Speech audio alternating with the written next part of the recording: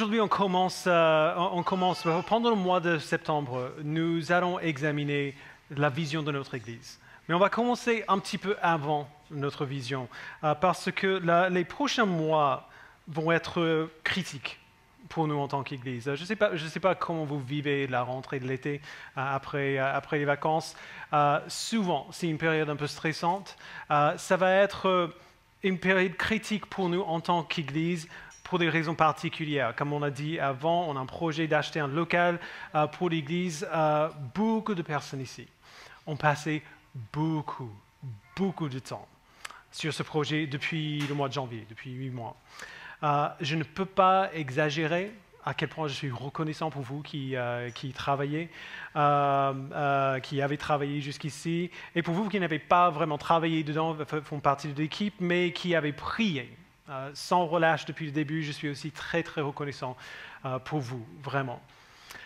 Mais pendant cet été, j'étais parti aux États-Unis parler du projet local, et puis en vacances même, on ne peut pas s'empêcher de réfléchir à ce qui se passera quand on rentrera. J'ai beaucoup réfléchi à ces mois à venir, et je pense qu'on doit prendre un instant pour dire les choses aussi clairement que possible. Pendant les mois à venir, une de deux choses aura lieu. Scénario numéro 1, Dieu nous donnera miraculeusement ce qu'il nous faut pour signer le compromis de vente fin septembre. À ce moment-là, l'équipe qui travaille sur le projet va commencer à bosser encore plus pour lever des fonds, pour contacter des partenaires, pour tout préparer pour l'achat. Et pour accoucher aussi, dans certains cas. Et si Dieu fait que l'achat se réalise, il faudra après bosser pour préparer le bâtiment. Ce scénario, j'avoue, est hyper stimulant.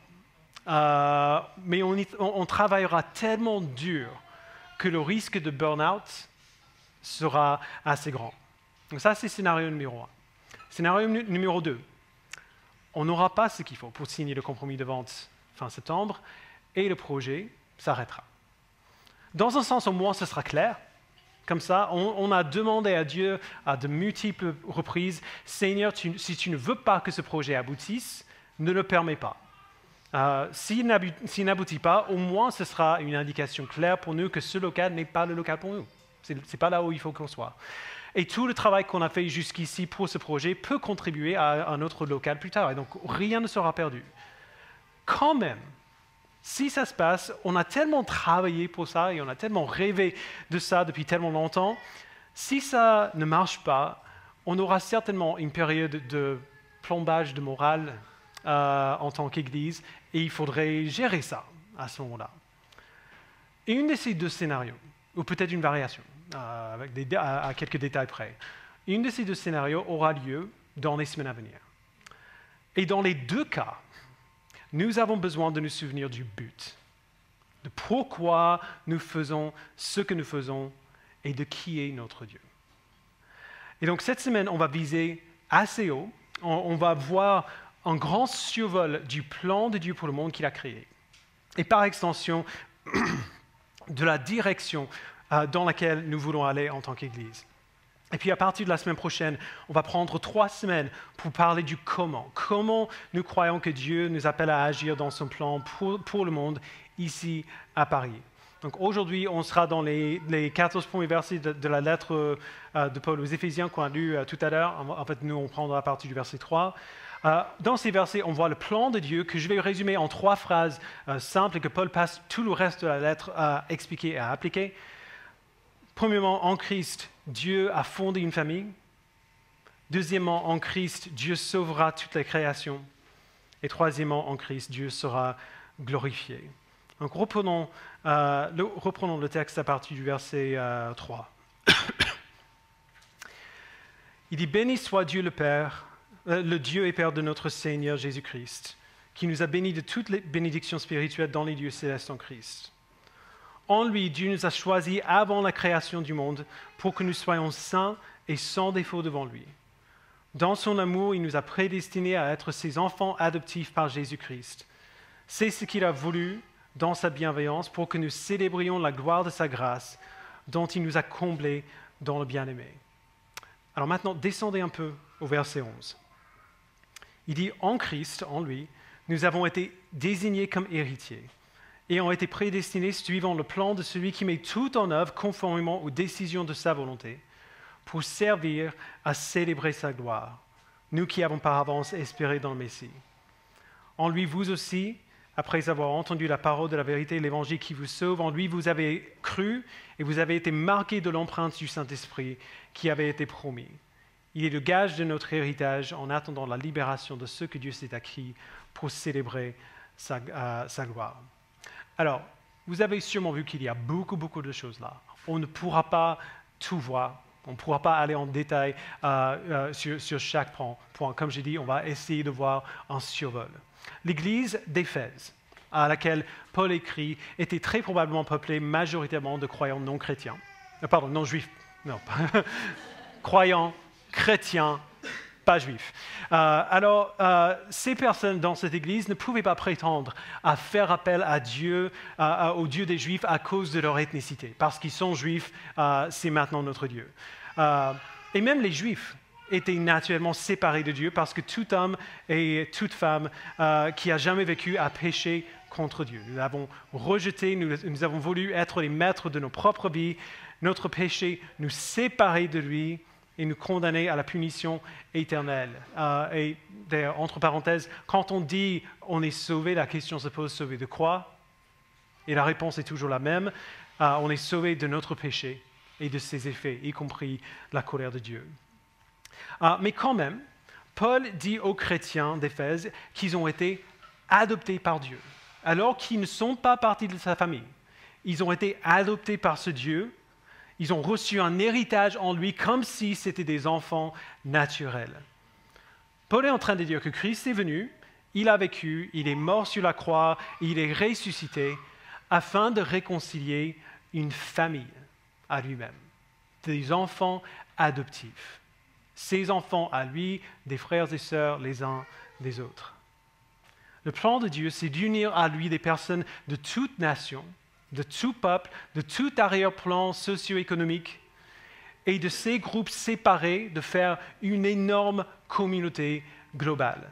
Une communauté qui ne se fonde pas sur l'avancement mutuel simplement, ou sur du nationalisme, mais sur la grâce que Dieu nous a montrée en Christ. Cette unité au sein de la diversité que notre société désire tellement, sans jamais tout à fait pouvoir les réaliser parce que la tolérance, en réalité, devient intolérance assez rapidement. La seule chose qui peut vraiment réaliser cette unité au sein de la diversité, c'est l'Évangile. Parce que l'Évangile nous permet d'être des personnes qui sont différentes, qui sont vraiment très différentes, avec des arrière-plans et des cultures différentes, et quand même être ancré et enraciné dans une seule communauté avec une foi commune, une éthique commune et un amour commun. C'est vraiment facile de lire ces versets et de se sentir personnellement, individuellement encouragé. C'est ce que je ressens à chaque fois que je lis cette lettre. Ce qu'on lit là, c'est un de mes passages préférés. Mais il ne faut pas rater cette vérité essentielle. Et c'est que chaque pronom de la première personne que nous voyons ici est au pluriel, jamais au singulier. Ce n'est jamais moi, c'est toujours nous. Dieu nous a bénis en Christ de toute bénédiction spirituelle. Il nous a choisis avant la création du monde. Il nous a adoptés, il nous a rachetés, il nous a pardonné de nos fautes, il nous a marqués de l'empreinte de l'Esprit. Christ n'est pas venu seulement pour sauver des personnes. Il est venu pour sauver un peuple. Il est venu pour sauver une famille. Il déverse son amour sur nous en tant qu'individus, oui, mais il ne le fait jamais en isolement de tous les autres qu'il a sauvés. On peut le dire autrement, si vous regardez un petit peu autour de vous, si vous regardez à vos frères et sœurs en Christ, s'ils ont placé leur foi en Christ, il n'y a pas de foi chrétienne pour toi sans eux. La foi chrétienne apporte avec elle les balises des chrétiens qui vous entourent, avec toutes les affaires qui sont dedans. En Christ, Dieu a réconcilié son peuple à lui-même.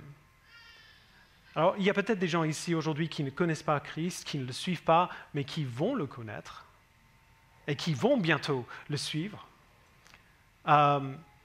Dieu sait qui vous êtes et il sait ce qu'il a prévu pour vous. Si vous venez à lui par la foi, votre salut est tout aussi certain que le nôtre.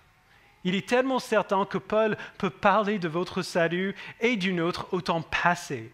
Dieu a déjà fait ça, même si vous ne le croyez pas encore. Et un jour, et le jour où vous croirez en lui, après avoir entendu l'Évangile, Paul dit, vous serez marqués de l'empreinte de l'Esprit Saint. Ce que Dieu a prévu pour vous deviendra actuel.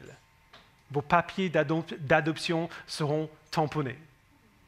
Et votre héritage, que nous allons voir dans un instant, vous attendra. Alors la première partie du plan de Dieu, c'est de sauver sa famille de sa colère contre notre péché à travers l'œuvre accomplie par Jésus-Christ. La deuxième partie de son plan vient après et c'est de sauver le reste de la création. Verset 7. Il dit, en lui, par son sang, nous sommes rachetés, pardonnés de nos fautes, conformément à la richesse de sa grâce. Dieu nous l'a accordé avec abondance, en toute sagesse et intelligence. Il nous a fait connaître le mystère de sa volonté, conformément au projet bienveillant qu'il avait formé en Christ, pour le mettre à exécution lorsque le moment serait vraiment venu, à savoir de tout réunir sous l'autorité du Messie, aussi bien ce qui est dans le ciel que ce qui est sur la terre. Une des vérités centrales de la Bible, c'est que Dieu a créé ce monde sans péché et parfait. Il n'y avait pas de maladie, pas de souffrance, pas de mort. C'était un lieu où, dans un sens, le ciel et la terre se chevauchaient. Le paradis et la création se chevauchaient. Le Dieu parfait était uni à son image. L'homme et la femme qui ont été créés à son image, dans cette création, sans défaut. Mais l'homme s'est rebellé contre Dieu, et cette rébellion, c'est le péché. Le péché est comme un cancer qui est entré dans le monde et qui a tout infecté.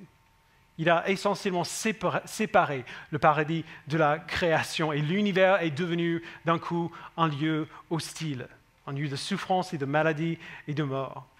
Alors, encore entre parenthèses, comme avant, quand on dit que Dieu sauvera la terre, et on se demande sauver de quoi, la réponse est la même qu'avant. Sauver de notre péché et de ses effets. Beaucoup d'enfants dessinent sur les murs quand ils sont petits. Ils pensent faire des décorations pour enjoliver la pièce, alors qu'en réalité, ils détruisent une bonne couche de peinture. Dieu merci, nos enfants n'ont jamais fait ça. Bravo. Mais s'ils l'avaient fait, s'ils avaient dessiné sur le mur, je les aurais assis, j'aurais essayé de régler le problème en eux, genre essayer de faire en sorte qu'ils comprennent pourquoi on ne fait pas ça, de faire en sorte qu'ils soient le type d'enfant qui ne dessine pas sur le mur.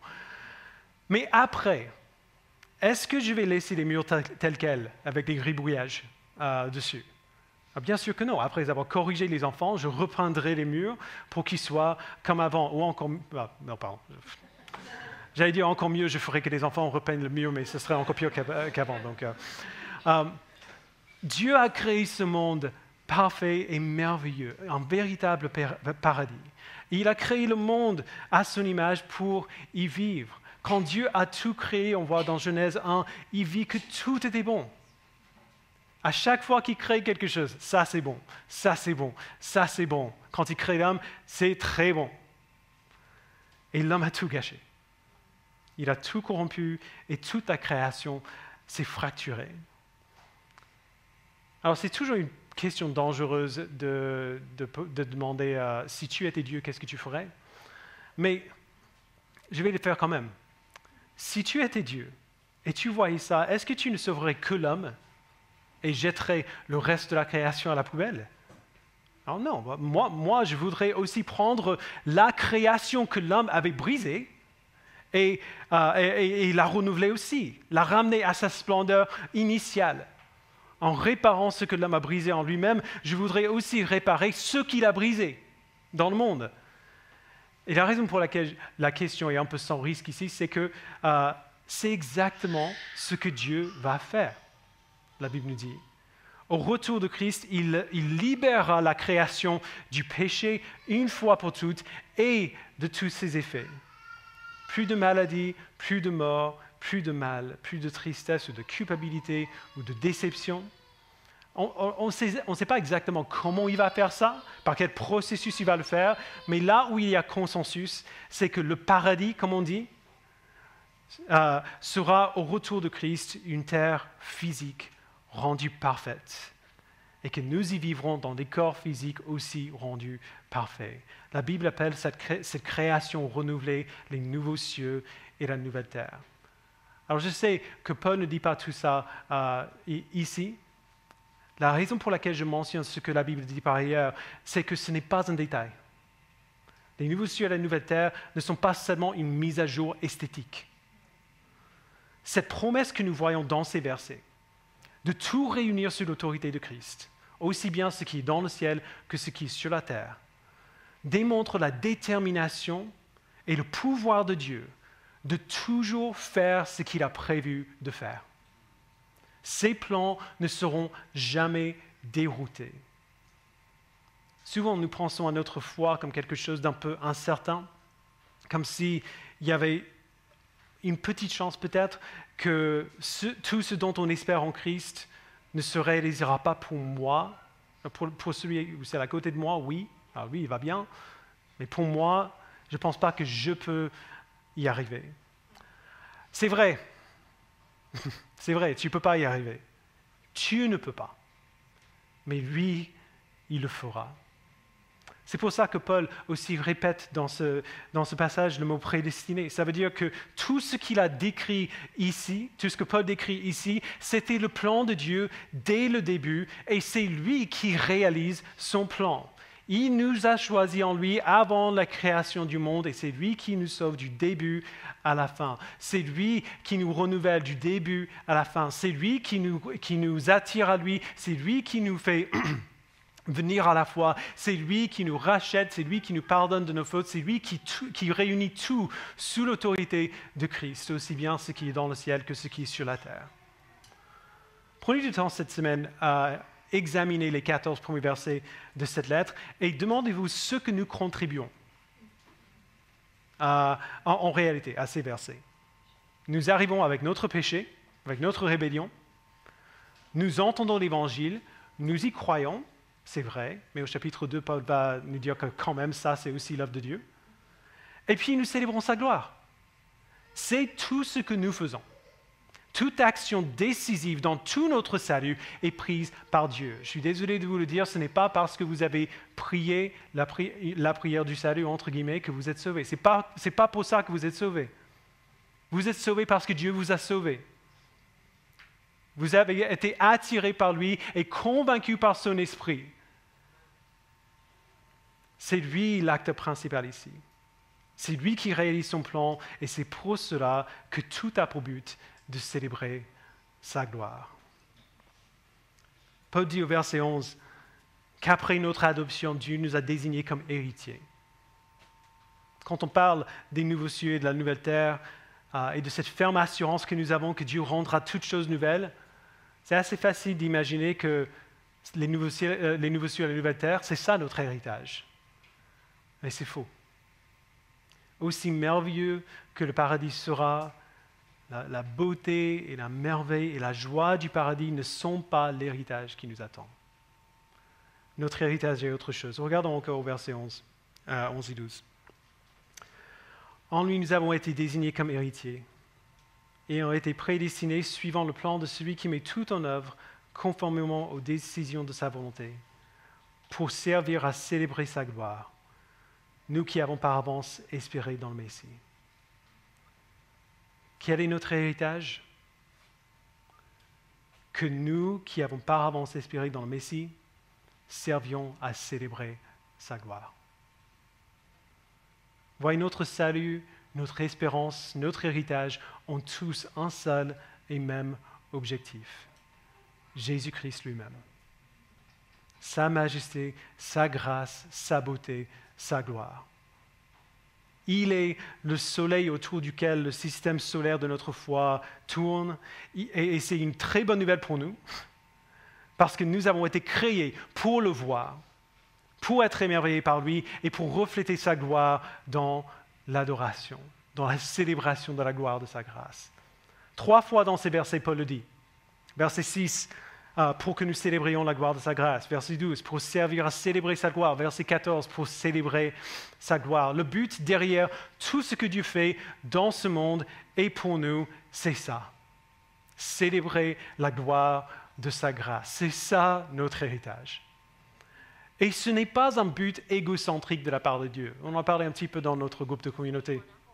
Non, Siri, tais-toi. On en a parlé dans le groupe de co cette semaine. Ce n'est pas un but égocentrique de la part de Dieu. On a tous entendu des histoires, des gens qui ont découvert leur passion ou leur don, un prodige du piano qui commence à apprendre à jouer. Et un jour, il se rend compte, alors qu'il joue, mais je suis né pour ça. J'existe pour ça. Des parents ont un enfant, leur premier enfant, alors qu'ils tiennent ce bébé dans les bras pour la première fois et ils réalisent, c'est pour ça que j'existe. Un athlète maîtrise son sport et alors qu'il court ou qu'il saute ou qu'il nage, ça vient tellement naturellement, ça lui fait tellement de bien qu'il se dit, je suis né pour ça. Je suis né pour ça. Les versets 6, le verset 12, le verset 14, c'est Dieu qui nous dit, voici pourquoi vous êtes nés. Voilà pourquoi vous existez. Pour contempler la chose la plus glorieuse qui existe et pour la célébrer. La gloire de Dieu est tout ce que Dieu est. Tous ses attributs, tout ce qu'il est dans son caractère et dans toute sa splendeur. La gloire de Dieu, c'est tout ce que Dieu est rendu visible. On ne peut pas concevoir à quel point voir Dieu pour ce qu'il est sera vraiment extraordinaire. On ne s'ennuiera jamais au paradis. Jamais. Ce sera une merveille après l'autre, une vision époustouflante après l'autre, avec un objet central, Dieu lui-même manifesté en Jésus-Christ. Et c'est énorme, parce qu'à chaque fois que nous voyons Christ, cette vision nous rappellera que normalement nous ne devrions pas être là. Ce n'est pas normal que nous voyions ça. Non seulement nous ne sommes pas divins, non seulement nous sommes des créatures et c'est lui le créateur, mais nous sommes des pécheurs qui l'ont rejeté. Et la seule raison pour laquelle nous sommes permis de voir ce Dieu incroyable, c'est que Christ, celui qu'on contemple, a vécu et il est mort et il est ressuscité pour que nous soyons saints et sans défaut devant lui. La majesté de Christ que nous aurons devant nos yeux pour toujours est une majesté imméritée.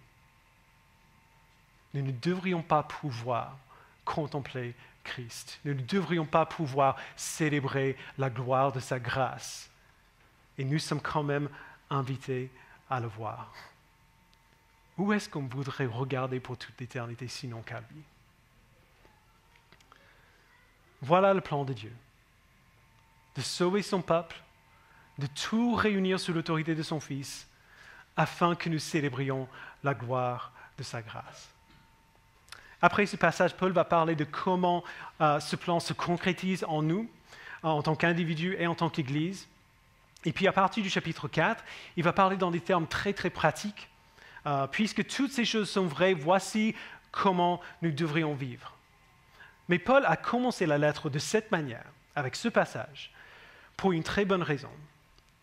Si on commence en disant « voici ce qu'on doit faire », on va le rater à chaque fois.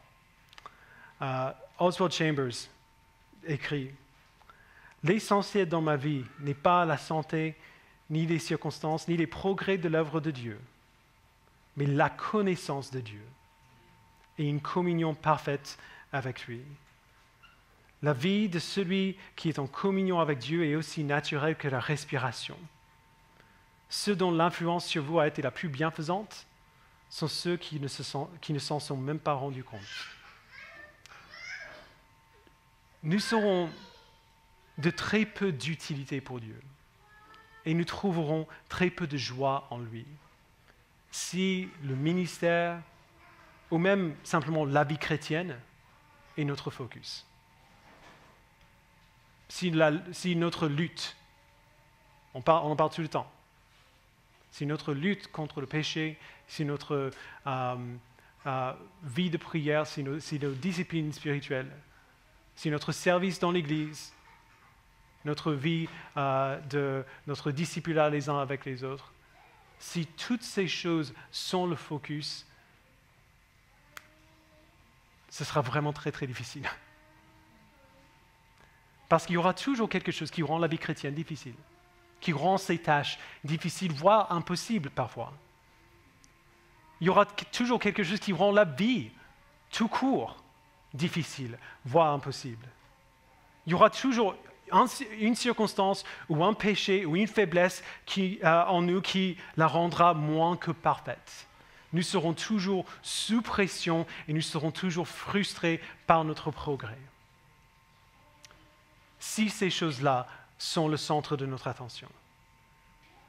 Mais la personne qui garde ses yeux, fermement fixés sur lui et sur son œuvre accomplie en Christ, sur ce Dieu et ce qu'il a fait, ce que lui il est et ce que lui il a fait, cette personne sera enfin capable de servir comme elle devrait, de se discipliner comme elle devrait, de se réjouir comme elle devrait, parce qu'elle ne sera pas préoccupée par l'idée de trouver sa place, ou de se servir de ses dons, ou d'être assez bonne, ou d'avoir une vie tranquille et sans souffrance. Sa place est avec Dieu, et elle est avec lui. Le chrétien qui garde ses yeux fixés sur Dieu sait que sa place est avec lui et il est avec lui. Une telle personne est tout aussi comblée lorsqu'elle passe le balai que lorsqu'elle enseigne la Bible. Aussi comblée dans une chambre d'hôpital que dans sa maison de vacances. Parce que partout où elle se trouve, peu importe ce qu'elle est en train de faire, elle sait qu'elle est bénie de toute bénédiction spirituelle dans les lieux célestes en Jésus-Christ. Elle sait qu'elle est marquée de l'empreinte de l'Esprit Saint qui est le gage de son héritage. Elle sait qui Dieu est. Et elle sait qui elle est en lui. Cette personne se réjouit même au milieu des pires souffrances, parce qu'elle sait que Dieu met tout en œuvre conformément aux décisions de sa volonté. Il accomplit parfaitement son plan. Alors il n'y a pas de pression. Il n'y a pas de pression pour faire en sorte que ça marche, que tout aille bien, que tout réussisse. Ce n'est pas de notre ressort. Alors ce n'est pas facile, ce que je suis en train de dire. Les soucis de la vie viennent constamment essayer d'arracher nos yeux de Dieu. C'est la lutte de toute notre vie. Garder nos yeux fixés sur lui. Et tout ce qu'on fait dans notre vie chrétienne, dans notre vie de piété, dans les disciplines spirituelles, dans nos services dans l'Église, tout ce qu'on fait a pour but de lever nos yeux vers lui. C'est difficile. Mais il n'y a aucune lutte qui soit meilleure, aucune lutte qui porte plus de fruits. Et nous avons la promesse que si nous sommes en Christ, nous y arriverons. Nous y arriverons. En Christ, nous avons été prédestinés avant la création du monde pour que nous soyons saints et sans défaut devant lui, avec le bon objet de notre adoration. Pendant les 3 semaines à venir, nous allons examiner la vision de notre Église, comment nous croyons que Dieu nous appelle à servir dans notre corps spécifique, dans notre contexte. Incarner l'Évangile à Paris, former des disciples qui font des disciples, envoyer des chrétiens habilités pour servir l'Église de Christ. Mais nous ne serons jamais capables, et on ne sera jamais heureux d'accomplir cette vision si la vision est le but, si la vision est notre focus. C'est lui notre focus. Il est trop bon, il est trop grand pour être encadré dans une vision à 3 points ou par une liste de tâches sur le calendrier. C'est lui notre vision. Il est notre cœur, il est notre joie.